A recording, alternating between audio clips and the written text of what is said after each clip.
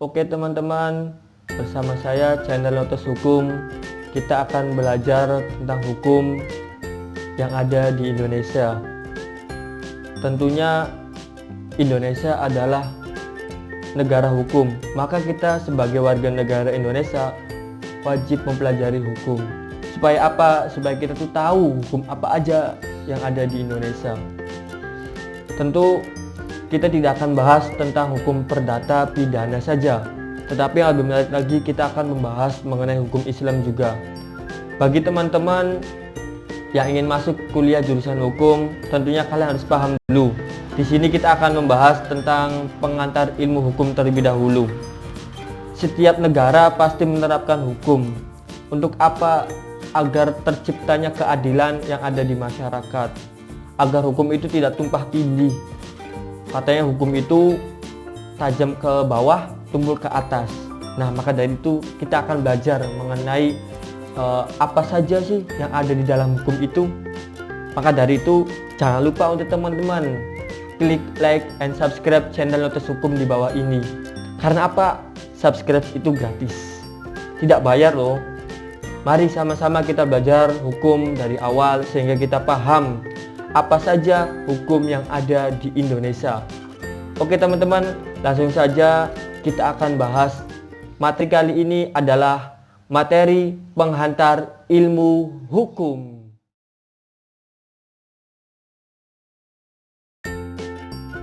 Oke, yang pertama sebelum kita belajar mengenai pengertian hukum, alangkah baiknya kita memahami tentang apa itu pengertian ilmu.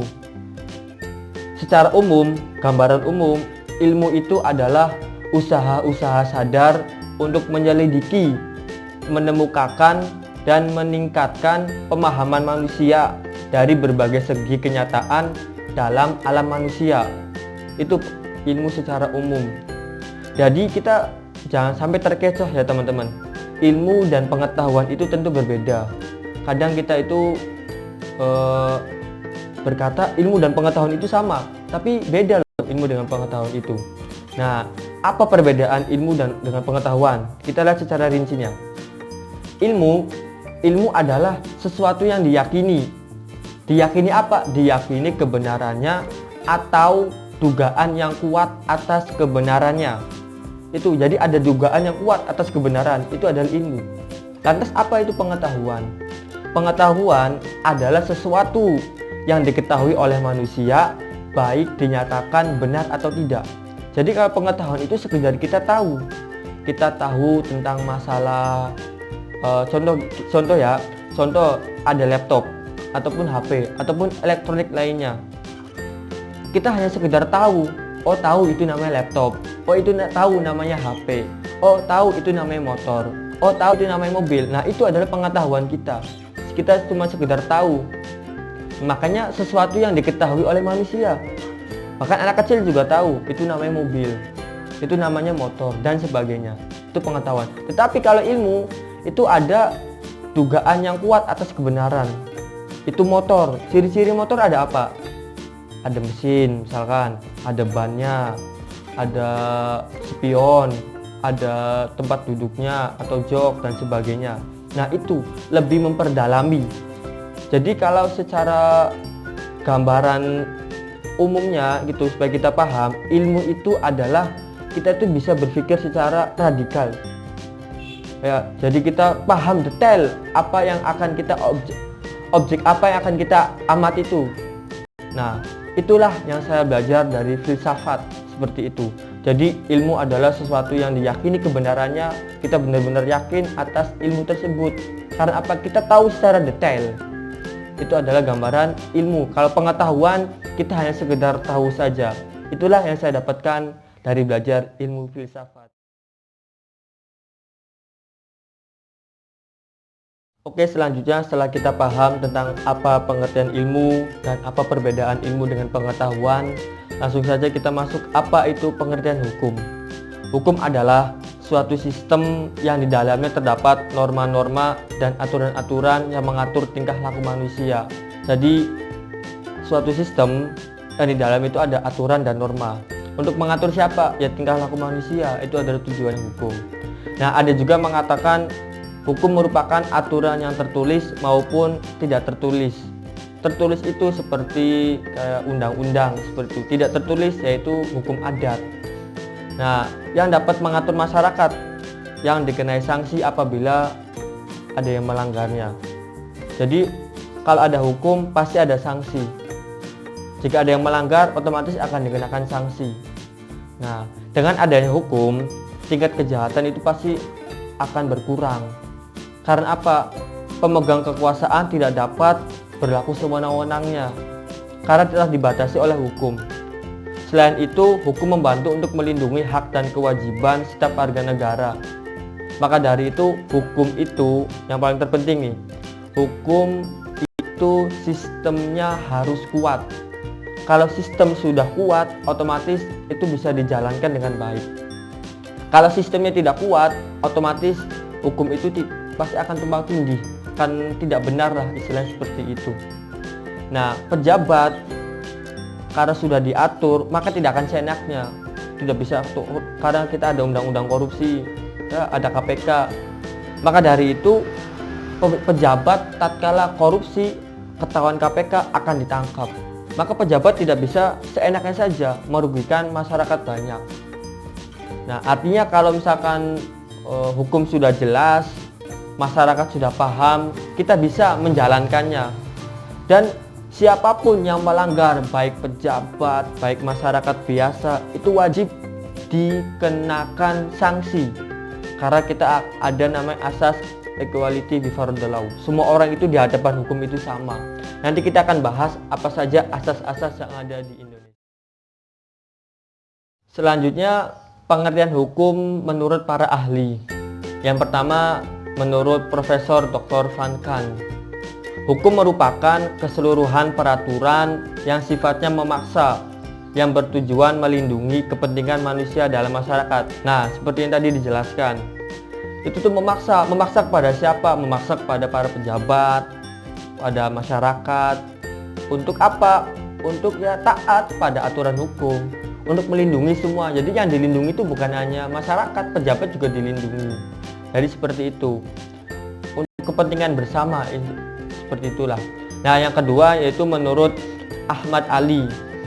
Menurut Ahmad Ali, hukum merupakan norma yang mengatur yang benar dan mana yang salah. Jadi mengatur mana yang benar dan mengatur mana yang salah.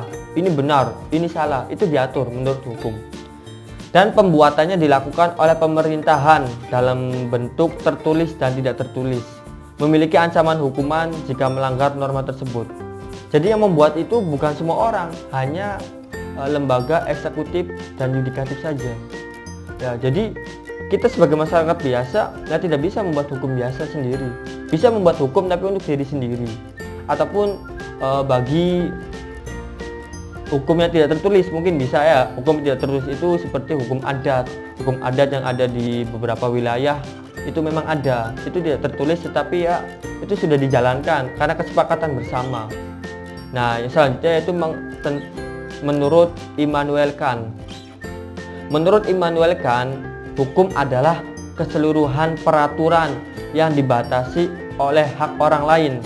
Maka dari itu setiap orang harus menghargai hak maupun kewajiban orang lain selama tidak merugikan pihak-pihak yang terkait.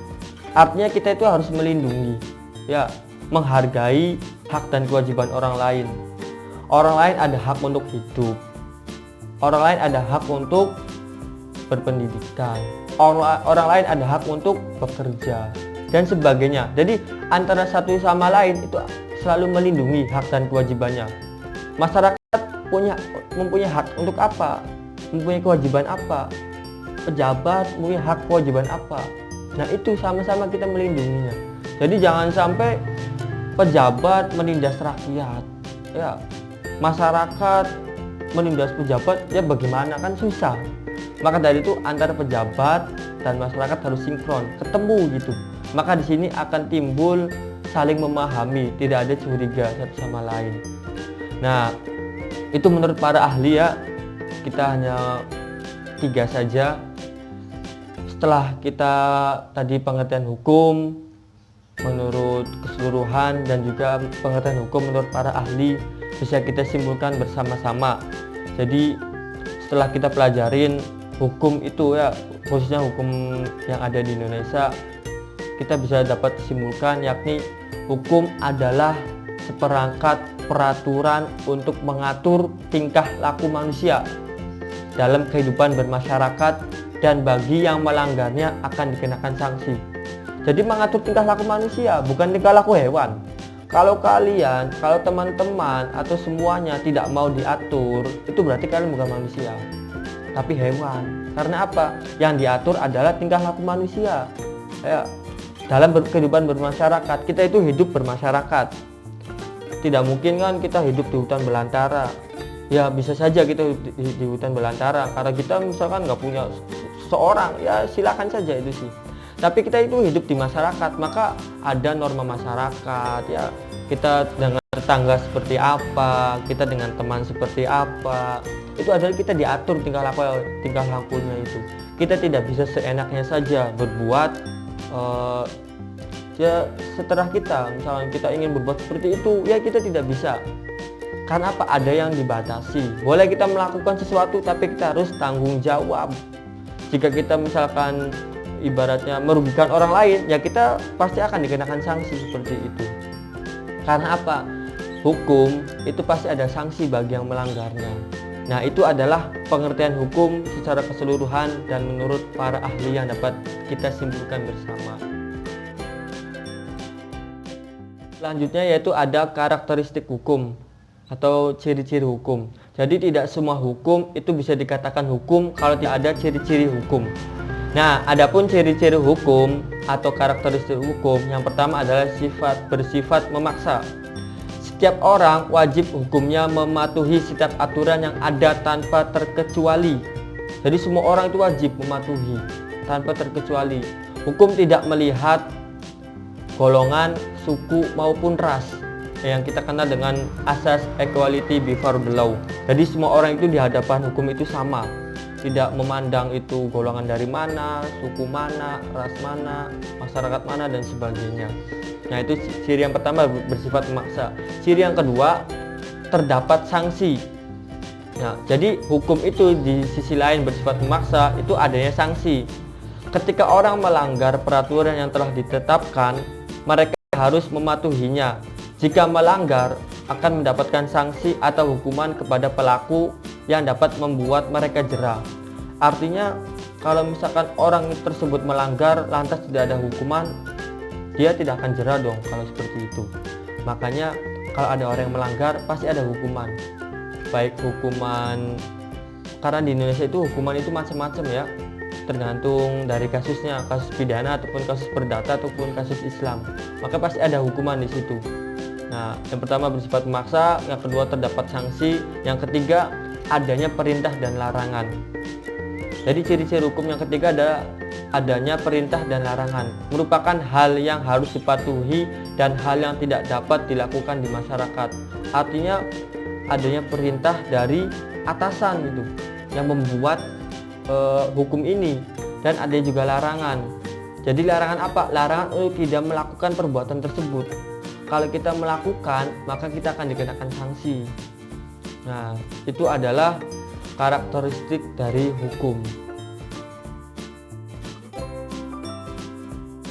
Selanjutnya yaitu adalah tujuan hukum. Apa sih tujuan dari adanya hukum?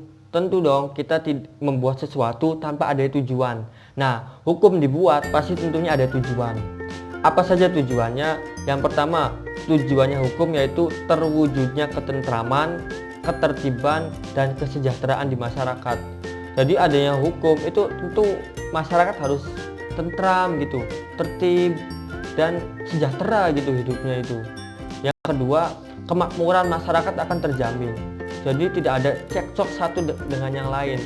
Artinya kita itu hidup di negara yang makmur, yang rukun, yang tentram, enak jadinya tuh kalau ada hukum ya. Yang ketiga, pergaulan masyarakat akan lebih tertata dan menjadi petunjuk atau pedoman dalam menghadapi keputusan negara. Jadi dengan adanya hukum otomatis akan tertata. Kalau misalkan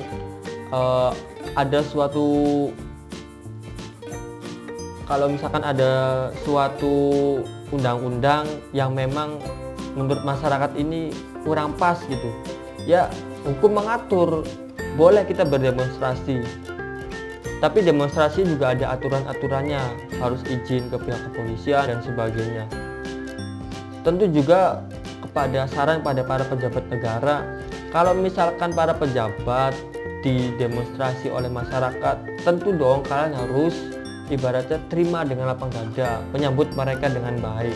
Jangan sampai mereka seia-ia sudah mengumpulkan banyak orang untuk berdemonstrasi, tetapi setelah nyampai ke tempat tujuan malah ditolak. Ini kan sakitnya luar biasa gitu. Nah, yang selanjutnya itu keempat, hukum juga digunakan sebagai sarana mewujudkan keadilan sosial dan sebagai penegak pembangunan.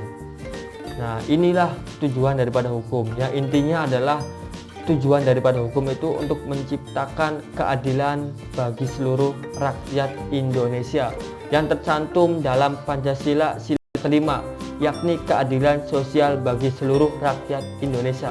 Itu adalah tujuan hukum. Oke teman-teman, itu adalah materi kita pada kesempatan kali ini tentang penghantar ilmu hukum. Semoga bisa bermanfaat bagi teman-teman semua yang melihat video saya kali ini. Nantikan materi selanjutnya hanya ada di channel Notes Hukum. Kita akan belajar tentang hukum perdata, hukum pidana, hukum Islam, dan hukum yang lainnya yang ada di Indonesia. Jika kalian suka dengan video ini, jangan lupa klik like and share pada teman-teman kalian semua. Dan jangan lupa klik subscribe channel Notes Hukum. Jika kalian ada yang tidak paham tentang materi pengantar ilmu hukum, maka bisa bertanya di kolom komentar di bawah ini. Nanti kita akan jawab pada kesempatan yang akan datang, hanya ada di channel Notes Hukum. Terima kasih atas semuanya. Sampai jumpa. Semoga kita tetap sehat dalam lindungan Allah Subhanahu wa taala. Amin ya rabbal alamin. Terima kasih teman-teman.